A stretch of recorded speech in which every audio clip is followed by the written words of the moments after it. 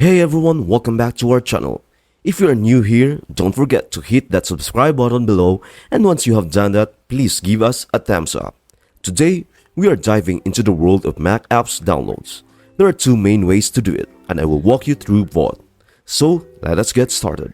First up, let's talk about downloading apps from the App Store. It's a breeze.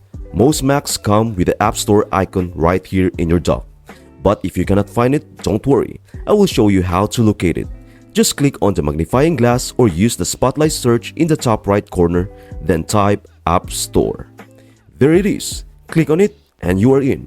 You will see different sections like Discover, Arcade, Create, and more. These are categories where you can browse for apps. If you already know what you want, use the search bar on the left. Keep in mind, some apps are free, some are paid, and some have in-app purchases. Let us say I will install this. I will click Get, then Install. If it is a paid app, you might need to enter your Apple ID. And just like that, it starts downloading. Check out the progress right here. Once it is done, click Open and you are good to go.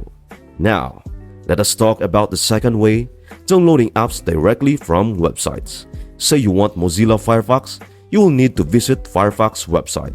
Search for Firefox, find their official website, and download it from there.